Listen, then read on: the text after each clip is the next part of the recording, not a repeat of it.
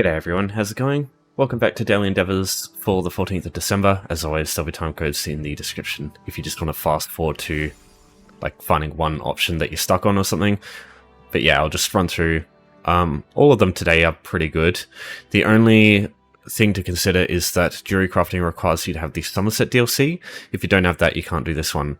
Duels require players, but it's pretty straightforward. You can just find any player out in the wild, and regardless of if you lose the duel or if you win, this one is pretty easy too. I'll run through how forfeiting duels works. There's only one thing that you can do. Basically, to prevent that, just make sure you kill them or have them kill you. Alright, so I'm just going to start with jewelry. It's very simple. The absolute cheapest set of items that you can make for this for 4 jewelry items is just 4 Peter rings for 8 Peter ounce. You don't need any style materials, you don't need to use any traits or anything, just 4 Peter ounce. Oh, sorry, 8 Peter ounce for 4 rings is all you need. And you can do this at level 1 so long as you have the Somerset DLC. Now to get Peter, there's a couple of ways. Let me go through the 2 I'd mainly suggest. Unfortunately, there's no hirelings for jewelry crafting as opposed to the other crafts where there are. And unlike the other crafts as well, you can't just go to like places with weapon racks and stuff, or like stuff on counters and deconstruct them. You have to unfortunately either mine jewelry seams or get the items either through guild stores or get the actual pewter from guild stores. You can, I suppose, do dolmens or something like that and deconstruct those for materials, but it gets a bit complicated when you think of stuff like that. So just going through guild stores here, go to materials, jewelry crafting, and material. Don't get the rough stuff because it costs more gold per item. Now, the only thing I would suggest here is pewter, not platinum or copper or anything like that, because they just tend to be a bit more expensive. And you'll probably have to go through some guild stores in order to find some stuff. What I would do is bring up this thing here, Tamriel Trade Center. This is really helpful in order to... Oh yeah, I'll just... Hold on. And go Peter ounce. And what you can do, you can use advanced search to narrow down what you need. So say you can go anywhere from like 1 to 20 items. And then you can just search like that. And so there's only like a small amount of pewter here that you need. And you can get it for like a small amount of gold. And yeah, there's couple of pages of that, and that's on EUs. Make sure if you're on NA servers, you just check there, and make sure you check your console or PC as well. But yeah, that amount of gold is pretty easy to get. There's a video in the description for just amassing some early game gold. It'll only take you like a few minutes using that method to get this much gold, so that's something you can do to get pewter really quickly. 12 gold for pewter might be a bit too expensive. Maybe try and go something like 6 gold each. Peter dust. Ah, here we go. Yeah, so 8 gold. Yeah, maybe in that case, don't get anything higher than like 10, maybe. Because yeah, 13's maybe pushing it a bit. But at the same time, that's not much gold, honestly. Now, the other way is to find some Peter in the wild. Now, you can only do this if you either have a low-level character, like below level 30-ish, or the... this passive here in jewelry crafting is 1 out of 5. There's one there. So that's a Peter seam. So all Peter seams in the game look like this, just a lump of like grey silver. So that gives you Peter dust. It gives you 3 or 4, and if you have the champion point passive, the plentiful harvest passive here, it'll give you like a higher chance to get double the yield. So you're probably going to need to fight a few scenes of this, at least 3. And the only really annoying thing is they share their spawns with blacksmithing ores, so you will have to run around a bit trying to find them. So buying some pewter from guild stores is probably your quickest way, but this is a way to get it yourself without needing to buy some for gold. Yeah, I would only really use pewter for this. If you can't get pewter, like if your character's high level and you don't have 1 out of 5 engraver, just probably don't even bother with that. Just at that point though, you're probably established enough for it not to matter. But yeah, you can take a look at this image here if you want to search for some yourself. We just take away all the POIs and stuff. Pause the video here or something if you want. So yeah, all of these, they share their spawns. These are both blacksmithing and jewelry crafting ores, so not every spot's going to have anything, and then not every spot's going to be a jewelry seam in that case. Alright, let's cover mementos now. This one's also incredibly simple. Getting a memento is the only real thing that's going to be a pain. Like, it's probably only going to be annoying for like new players, but in the collections tab, you press the U key by default. In Mementos here, this is where you find the items, and you're just going to activate some of these for it to work. Now, these have cooldowns, so the way to get Mementos in this game is to do public dungeons mainly, but there's a few you can also buy in guild stores. So I'm just going to recommend two. I'm going to recommend one you can buy, one you can earn. These ones have really low cooldowns, because some of these have really long cooldowns. For example, this one here, fucking a minute and 10 seconds before you can use another one. That's annoying. Obviously, you can just go do other stuff at the time, but like right now I can't move here, whereas I could move with the other memento that I used before much quicker. So yeah, it's just things like that that get in the way. So Cherry Blossom Branch, this is the purchased one. What I'm going to do is link this in the description. Just again, keep an eye on which server you are and which console. But some of these are pretty damn cheap, and you only have to buy it once, and then you've got it forever. So just buy one of these. Yeah, I wouldn't really go anything more than like $1,000 for these. Yeah, something like that. 60,000 is ridiculous.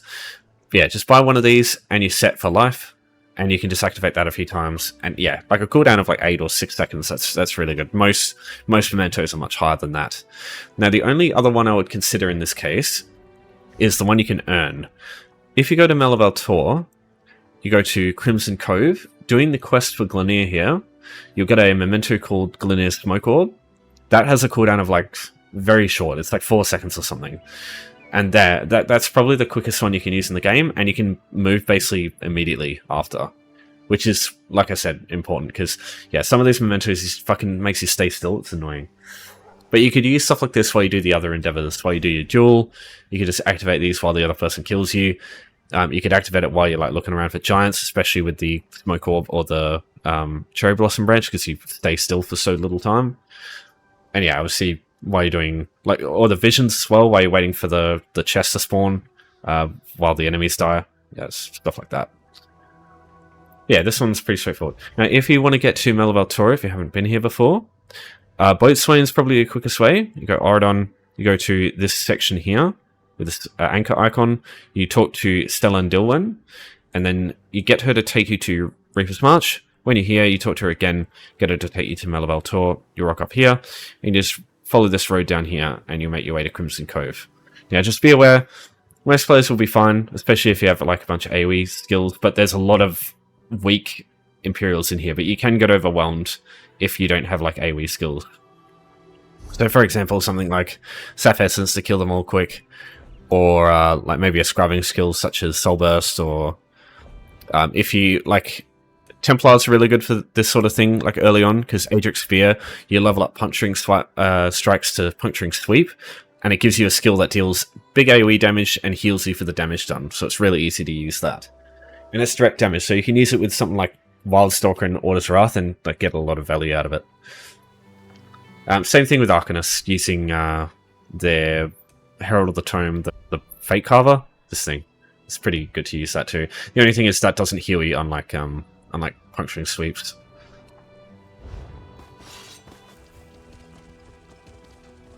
So if you want to do a duel, all you have to do to go up to like the start one is to go up to people. You'll see the hold to interact button near the like health bar at the bottom there.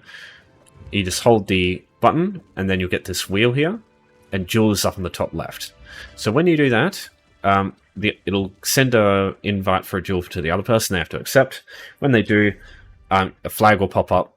And in order to, if you don't want to forfeit, all you have to do is just make sure you don't go too far away from that flag. Because when you go too far away, it forfeits the duel. Now, if someone else does that, it still works for you, but it doesn't work for you if you do it. So yeah, just be aware of that. Yeah, it doesn't matter how you do the duel.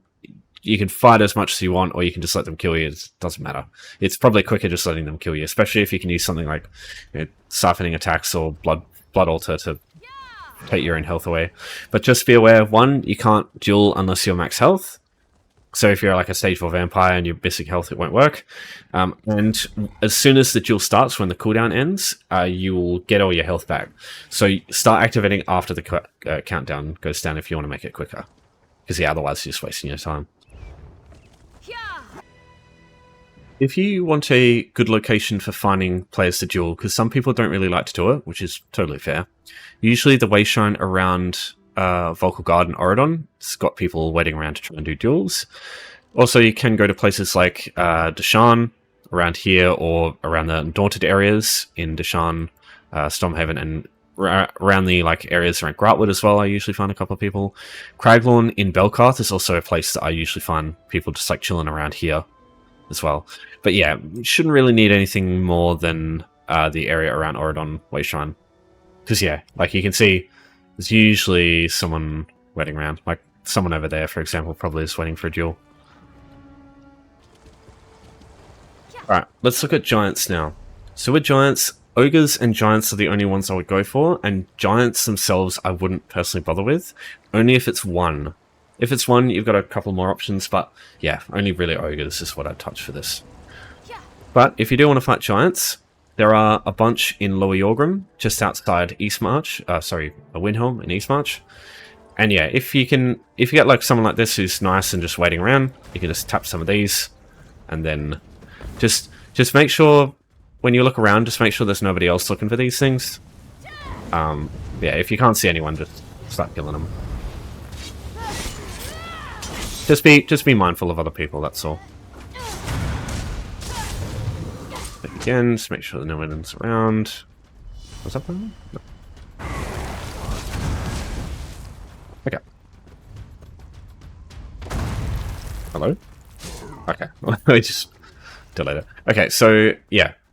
It's just that there's only like 10 here, and if there's like a couple of players, this place becomes very crowded, and it's like as soon as giants spawn, you gotta be quick, otherwise they just die really quick. So I would advise using ogres, because while ogres tend to spawn with lower health pools, there are much more ogres in areas than there are giants. So one, they tend to like respawn in larger numbers, and two, it just means that like players have more to work with, so they only need 5, they're going to go away quicker.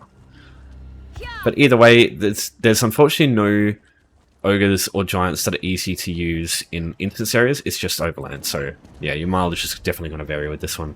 Right, good place for giants is in Stormhaven, using Shinji's Scarp over here. Alright, as soon as you get to the Wayshrine here, what you do is just travel through this wall here. Just be mindful of the rocks coming down here. If you get hit off your mount, don't worry, it's not a big deal.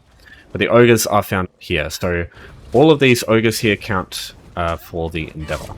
There's about 20 or 30 here, so yeah, like I said, you've got a lot more to work with. Now, again, just be mindful, check around if there's people running around trying to find this stuff. But yeah, if you can't see anyone, just kill them. And yeah, there's heaps here, so it should be fun.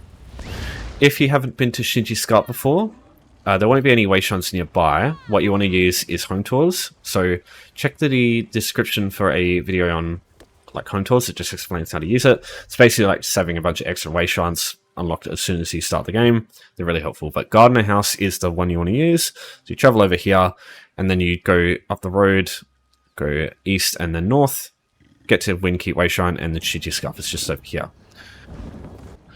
So Greenshade is great as well, because you've got Boulder Tree Refuge that you can use with home tours to get here as well. So just get to this Wayshrine, unlock it through home tours, or just travel here if you've got it already. And what you want to do is just travel over here. Don't go down there, that's like just a dead end. What you want to do is come over this way instead. Just look for the Shulks, the Thunderbugs. And over here, you'll find a couple of ogres outside, and then you can enter the Delve, and it has a lot of ogres. This is my personal stomping grounds for getting ogres anytime the Endeavour comes up. Because yeah, there are shit tons in here. Basically, as soon as you enter, you walk around this corner, there's going to be a bunch of ogres straight away. Yeah, there's one there. A couple there, more there. So like, getting straight into here, the first hallway, there's already enough for 5 straight away in here. And then in this little area, there's enough for 5. There's just fucking heaps. So yeah, this one really solves the issue of like having enough to kill with the Endeavor. It's really good. So yeah, this is sorry, not Abagalus. I think it's bloody Fighters Guild. Karakdina. This one here on the southern side of Greenshade. Again, Boulder Tree Refuge. This is the home you want to use with home tours. Cliff Shade is pretty close, but this one I think is a little closer to the Way Shrine especially. Also worth noting, if you have the Orsinium DLC, there is a world boss in the... Sorry, just going to turn on my MPI. Over here, Mad Ogre's Altar.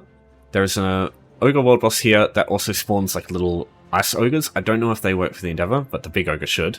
But he spawns tons of ogre like enemies as well, like minions. And there are a bunch of ogres. There's probably like 10 around this area here, as well as just like in random patches, especially around the snow. You'll just find like groups of them when you can run around.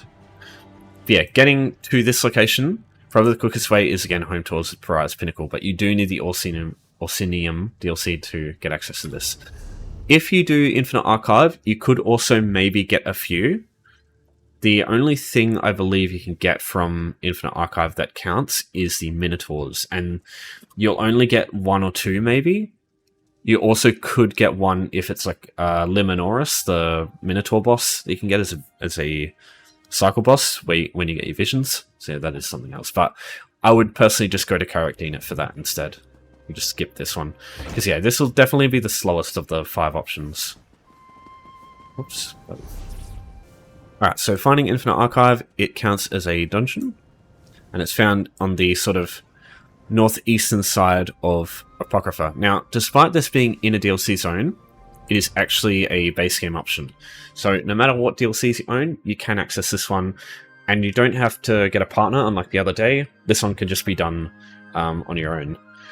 You can bring a player or a companion in here, it'll make it easier, but it's not necessary. If you've got like a build that can go through a normal dungeon just fine, you could probably get through here just fine too. Just bear in mind some of the later cycle bosses, they can be very painful. But what I'll do after I go through this to show you how it works, I'll also show you how you can reset the place if you get a boss that you don't want to fight and you just want to reset the place and get a different boss. Because the way Infinite Archive works is basically just it's just like a roguelite in ESO form. So you'll just get different random enemy types that spawn in like just small groups in the stages here, and these will usually be like different and random each time. It's like you've got a pool of enemies that can spawn, but it's always random which one it picks. So usually you'll get some range enemies and some melee enemies in groups like this. What you tend to want to do is ignore the ignore the melee enemies, focus on the range enemies first. Oh, what do you know? We got a fucking Minotaur. So these guys count as giants, so I guess that's okay. Yeah, you want to focus the range enemies in any case, like this for example, because all the melee enemies will follow you. So you don't really have to worry about grouping them up. Whereas the range enemies will try and move around a lot. You want to get out of here, just killing the range enemy. Those fucking conduits are like the worst enemy in the game. As far as the Infinite Archive goes. The worst regular enemy, that is. Okay, so there you go, we got a giant, then we got a verse. So, oh, we get orbs, nice. So all these do is they're powerful buffs that last a single stage cycle or what is it, arc. God damn it, hold on. Someone's calling me. Sorry about that. So, yeah, just going to use Orbital Echoes here, or Orbiting Echoes. Anytime you get an offensive verse, I would suggest going with that in the early stages, because your defensive capabilities are usually going to be just fine in the early stages. Like, just bringing a character with just, like, generic shit. Just make sure you have something like Vigor to keep you healthy. And yeah, just like maybe something that heals you as you deal damage is good too. So I like Nightblades in here for that reason. Yeah, it's not super important. So again, just going to the range enemy. I hate that attack, it like staggers you for ages.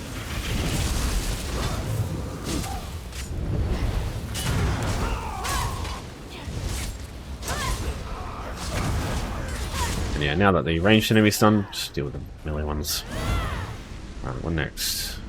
I've just got a bunch of spooky skellies. Oh yeah, I might as well use the orbiting echoes to do everything. Yeah, this thing's great. It's a bit weird to use, but it deals a ridiculous amount of damage.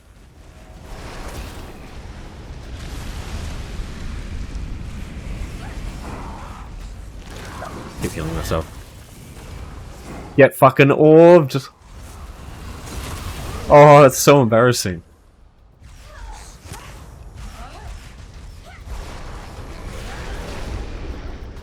Caution, don't chase. Really singed. Okay. All good. What do we got now? Both things that I probably won't make. Yeah, I guess if the boss does a channeled attack, I can interrupt. Maybe that might be good. Yeah, I probably won't make any use of that. If you get like a annoying like boss, that one might be useful. But yeah, neither of those are really good options. Sometimes you get offensive buffs that just make these so trivial. Okay, bit of green. This guy's a bit of a pain in the ass. So, yeah, you just get bosses. These can be from anywhere. Can be world bosses from Overland. Could be dungeon trial bosses. Bosses you find from like doing story stuff in like certain zones as well. I'm just gonna swap to something a little stronger. Yeah, bit of green in Deshan. This dude in world boss form is fucking brutal. He's pretty brutal in here too, but yeah, nowhere near as bad. Kill the Spriggans if you can, because I'm pretty sure they power him up a bit. But yeah, and when he jumps in the air, be ready for like fucking yeah, all the shockwaves. The most annoying thing he'll do though is he doesn't attack that knocks you back a bit. Oh, there you go. They can be interrupted. Yeah, he does a really annoying that thing there, and it fucking hits like a truck. You gotta be very careful of that. Yeah, that's kind of like the only really tough thing he does. But just make sure you have like a heal on you, and that'll be fine. Okay, so that's one. So cycle complete. Now we get the chest, and that's 1 out of 2. Oh, sorry, the vision is what you need. So this here is what gives you the endeavor. So these are like the verses we got before, but they last the entire run. So you want to be a bit more careful about what you pick here. Usually some of these will also be very shit, some of these will be very strong. So critical healing done is good. Usually you have a lot of crit as a PvE build in this game, so yeah, they're usually good.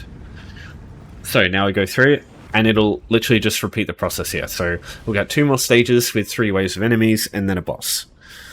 So yeah, it's just the same shit, and it's going to be completely different for you. You're going to get different stuff. So yeah, it's not really worth, I think, going through that, because it's not really going to help you if you get different stuff.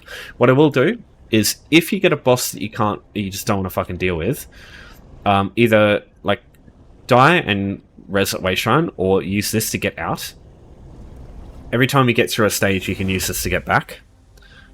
Once you go to the new stage, and you can go over here to this hourglass. If you activate this, what it does... Oh, sorry, I just realized the mic's not straight. If you hit this button, what it does is it removes you from the area, and when you come back, it'll completely reset the place. So it's as if you never came in the first place. So you'll start in Cycle 1, Stage 1, and then you would just fight a simple boss the second time. So that is something you can do if you really want to make this easy for yourself. You usually shouldn't have to, especially if you get lucky and get like a verse that gives you really high damage, like the fire orbs or like the fire AoE around you. Those can just trivialize fights.